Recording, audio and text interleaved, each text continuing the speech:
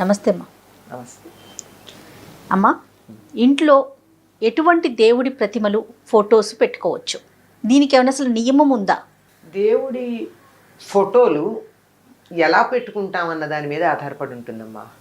దేవుడి గదిలో పెట్టి పూజ చేస్తున్నామా, అలంకారంగా పెడుతున్నామా? ఓ, రెండు ఉన్నాయి కదా. అవునవును.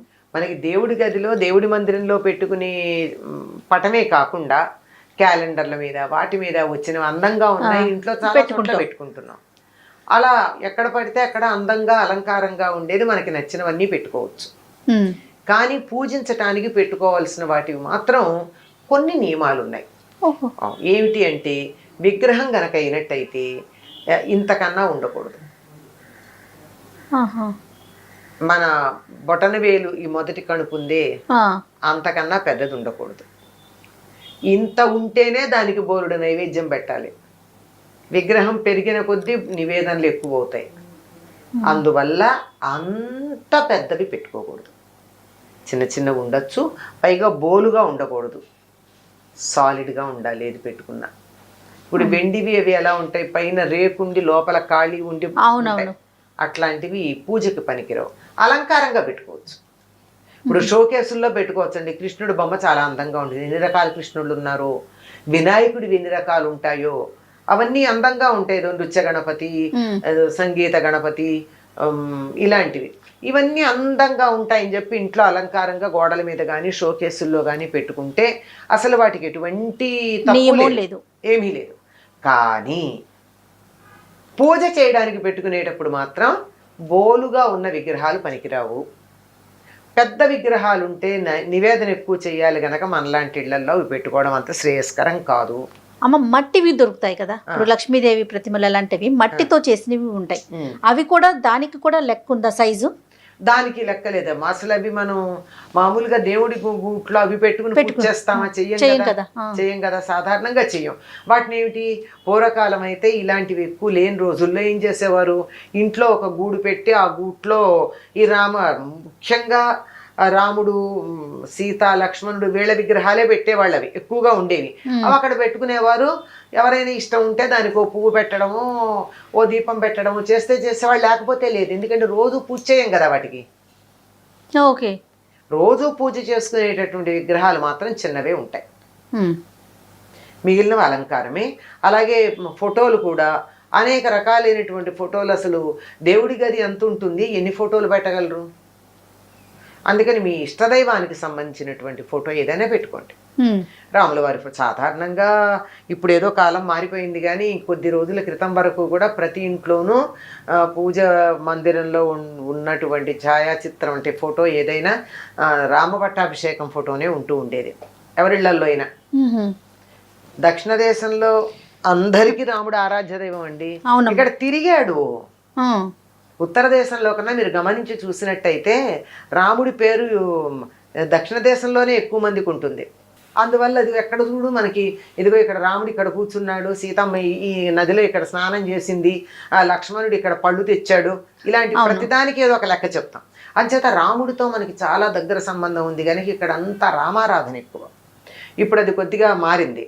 మధ్యలో కొంతకాలం వెంకటేశ్వర స్వామి ఆరాధన చేస్తాం, ఇప్పుడు మళ్ళీ సాయిబాబా అంటున్నాం. ఇంకేమన్నా కొత్త దేవుడు వస్తే కొత్త దేవుడిని అయినా ఆరాధిస్తాం. మనం అసలు దేవుడిని పక్కన పెడతాం. ఇది ఒక దోషాల్లో ఒకటిగా పరిగణిస్తారు. మీరు కొత్తగా ఉన్న దైవాలను ఎంతమంది నాన్న ఆరాధించండి, తప్పేం లేదు. కానీ మీ కులదైవం ఎప్పటి నుంచో 2-3 తరాలుగా మీ ఇంట్లో వాళ్ళు ఎవరిని ఆరాధిస్తున్నారో వారి పూజ మాత్రం మానకూడదు. అదొకటి. కనుక ఇలా సాధారణంగా రామ పట్టాభిషేక చిత్రం ఉండేది. రామ మందిరం లేని గ్రామం లేదు మనకి. దేవాలయం లేకపోవచ్చు, కానీ రాముడి ఫోటో పెట్టుకుని భజన చేసేటటువంటిది మనకి ఈ ప్రాంతాలన్నీ ఉన్నాయండి. అవునమ్మా. ఎంతంటే ఈ విజయనగరం, శ్రీకాకుళం జిల్లాలో నుంచి మలేషియా ప్రాంతానికి కూలీలుగా వెళ్ళినటువంటి వాళ్ళు కూడా ఈనాటికి ఒక దీపం స్తంభం పెట్టుకుని రామభజన చేస్తారు. ఈ రోజు కూడా మనం మానేసాం. అట్లా రాముల వారి విగ్రహం ఒక ప్రశాంతతగా ఉంటుంది, అందంగా ఉంటుంది అనిపిస్తే కృష్ణుడిది పెట్టుకోవచ్చు, అమ్మవారిది పెట్టుకోవచ్చు.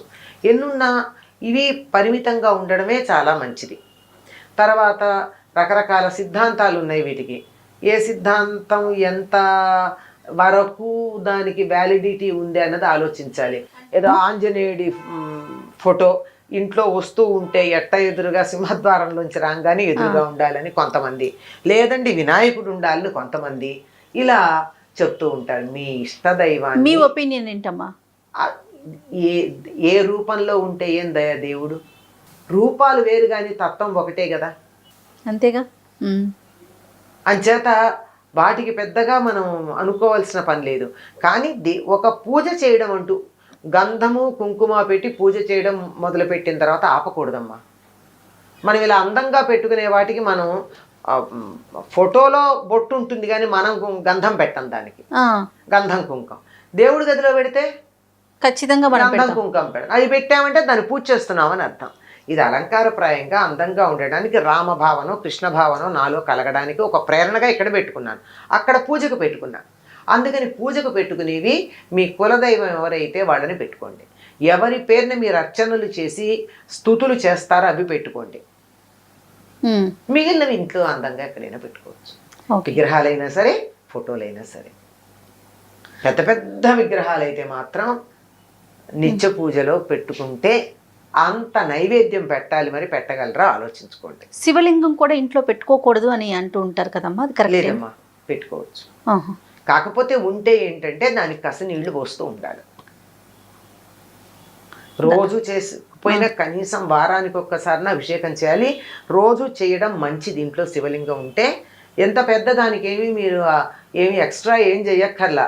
ఆ దేవుడికి పూజ చేసేటప్పుడే పువ్వు పెట్టడానికి వెళ్ళినప్పుడే ఈ శివలింగాన్ని ఒక వేరే పళ్ళెంలో పెట్టి దానికి కాస్త చేత అయితే త్రయంబకమే జామహే అనుకుని, అది రాకపోతే నమ శివాయ అని చెప్పి కాసి నీళ్లు పోసి తీసి తుడిచి దానికి ఇంత గంధం కుంకం పెడితే సరే, 1 నిమిషం పని. అలా చేయగలిగితేనే శివలింగం పెట్టుకోవాలి, లేకపోతే లేదు. నేను చెయ్యను కానీ నాకు లింగం కావాలి అంటే బాగుండదు. ఓకే, లెక్క ఏమన్నా ఉందమ్మా సైజు? అలా ఏం లేదు. లింగానికి శివలింగానికి ఏం లేదు. అది మామూలు తయారు చేసిన లింగమా సాలగ్రామమా అన్నది. ఆ సాలగ్రామాలను బట్టి దాంట్లో తేడాలు కూడా. ఇప్పుడు దేవుడి ఫోటోలు ప్రతిమలు కొన్ని పాడైపోతూ ఉంటాయి కదా, వాటిని ఏం చేయాలమ్మా? వాటిని అది వెండి విగ్రహాలు అనుకోండి, దాన్ని మార్చుకుని వేరే చేయించుకోండి. అంటే కన్ను ముక్కు స్పష్టంగా ఉన్న విగ్రహాలకే పూజ చేయాలి కనుక అలా, లేకపోతే మార్చి చేయించుకోండి. ఇత్తడివైనా మార్చి చేస్తారు, అంతేగాని వాటిని ఎక్కడ పడితే అక్కడ పారేయకండి. ఒకటి. ఇంకా ఛాయాచిత్ర ఫోటోలు ఉన్నాయి, ఈ ఫోటోల్ని తీసుకొచ్చి రోడ్ల మీద ఎక్కడ పడితే అక్కడ పారేస్తూ ఉంటారు, చెత్త కుండీల్లో పారేస్తూ ఉంటారు. అది సరైన పద్ధతి. నీ ఫోటో ఎవరైనా పారేస్తే నీకు ఎంత కోపం వస్తుంది? అవును, బాధ కలుగుతుంది కదా. మరి దేవుడిని నువ్వు పూజించే దేవుడి ఫోటోని ఎలా పారేస్తే అది సరైన పద్ధత? దానికో పద్ధతి ఉంది. అసలు దేవుడి గుళ్ళో వదిలేసి వస్తూ ఉంటారు. ఏం చేయాలి, ఏం చేసుకుంటారు ఆ దేవుడి గుళ్ళల్లో వాళ్ళు? అవును.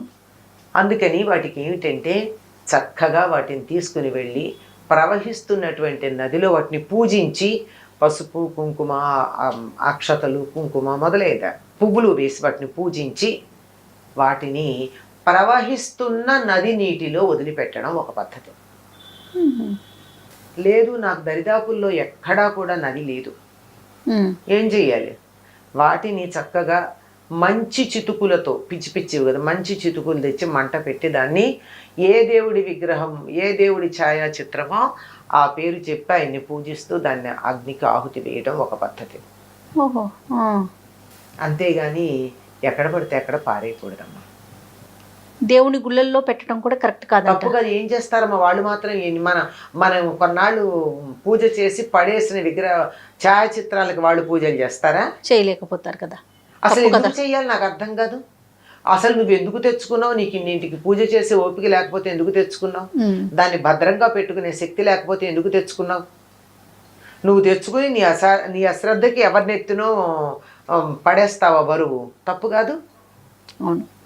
తర్వాత దేవాలయాల దర్శనం చేసుకోవటం, ప్రతి ఒక్కరూ ఇంత ప్రతిమ తీసుకొచ్చి ప్రసాదంతో పాటు ఇవ్వటం, ఇది కూడా చాలా తప్పమ్మా. దేవాలయాల వెళ్ళినప్పుడల్లా విగ్రహాలు తీసుకొచ్చి ఇవ్వడం అనేది, ఫోటో ఫ్రేమ్స్ ఎక్కువ ఇస్తుంది. అడిగిన వాళ్ళకి ఇవ్వండి. మా ఇంట్లో లేదు, ఏదో నువ్వు తిరుపతి వెళ్తున్నావు, మా ఇంట్లో వెంకటేశ్వర స్వామి విగ్రహం లేదు లేదా ఫోటో లేదు తెచ్చిపెట్టు అంటే వెళ్ళివ్వండి. లేకపోతే ఇంతంత ఫోటోలు తీసి వాటిని ప్రసాదాలతో కలిపి ఇవ్వడం. ఏం చేయాలి ఈ ఫోటోలన్నీ? అవును, ఎక్కడ పడితే అక్కడ పారేయలేము, ఇంట్లో పెట్టుకోవటానికి ప్లేస్ ఉండకపోవచ్చు. అసలు ఎక్కడ పెడతామమ్మా ఇవన్నీను? పైగా కొంతమంది ఫోటో ఫ్రేమ్లు ఇస్తారు, మరి కొంతమంది ఒట్టి కాగితమే ఇస్తారు. అవును, దీన్ని ఏం చేస్తారు? అందువల్ల నేను అందరికీ విజ్ఞప్తి చేస్తూనే ఉంటాను, ప్రసాదం ఇవ్వండి, హాయిగా తింటాం. భగవంతుడి అనుగ్రహం ఒకటి కస్తిగా బాగుంటుంది కదా, బాగుంటుంది. కానీ విగ్రహాలు ఫోటోలు ఇవ్వకండి అని రిక్వెస్ట్ చేస్తాం. అయినా కొంతమంది తెచ్చిస్తూ ఉంటారు. అవును, ఏం చేస్తాం, అన్నీ ఒక పక్కన పెడతాం. మరి దేవుడి దగ్గర పెట్టానో పూజ చెయ్యాలి. అందుకని అవన్నీ ఒక చోట పెట్టి కొత్తగా పెళ్ళే కాపురానికి వెళ్ళే వాళ్ళకి, అమ్మ మీరెవ్వరూ విగ్రహాలు కొనుక్కోకండి, ఫోటోలు కొనుక్కోకండి, దేవుడికి సంబంధించినవి మీకు నచ్చిన ఇవన్నీ ఇంత పెట్టె ఉంది, ఈ పెట్టెలో రకరకాల దేవుళ్ళ ఫోటోలు ఉన్నాయి, బోలెడు విగ్రహాలు ఉన్నాయి, మీకు మీ ఇంట్లో మీకు నచ్చిన దైవం ఫోటో కానీ విగ్రహం కానీ తీసుకెళ్ళి ఇప్పుడు మీరు పూజ చేసుకోండి. బాగుంది. అంటే అందరికీ తెచ్చిచ్చేవాళ్ళు ఉండకపోవచ్చు. అవును, ఈ తెచ్చిచ్చేవాళ్ళు ఎక్కువైపోయారు. అందరికీ నేను వీలైనంత వరకు తీర్థయాత్రలకు వెడుతున్నాము అని చెప్పే వాళ్ళందరికీ నేను ఒక విజ్ఞప్తి చేస్తూనే ఉంటా, ప్రసాదం మాత్రమే తండి. విగ్రహాలు ఫోటోలు తెచ్చి ఎవరైనా తెచ్చి పెట్టమని అడిగితే తెండి, కానీ ఎవరికి ఊరికే ఇవ్వకండి. ఏం చేసుకుంటారండి ఎన్నెన్ని విగ్రహాలు, చివరికి అసలు ఆ విగ్రహాల మీద దుమ్ము పడితే దులుపుకోవడానికి తీరిక కూడా లేనని విగ్రహాలు దేవుడి దగ్గర పెట్టుకుని ఏం చేస్తాం? చక్కగా కొన్ని పెట్టుకోవటం, శ్రద్ధగా పూజ, ఒకటో రెండో మీకు ఎంత ఓపిక ఉంటే అంత, ఎంత చేయగలిగితే అంత. అలానేనమ్మా, తప్పకుండా. నమస్తే. నమస్తే. ఇక ఈ వీడియో కనుక మీకు నచ్చినట్లయితే లైక్ చేయండి, షేర్ చేయండి. మరిన్ని వీడియోస్ కోసం మా ఛానల్ని సబ్స్క్రైబ్ చేసుకోండి.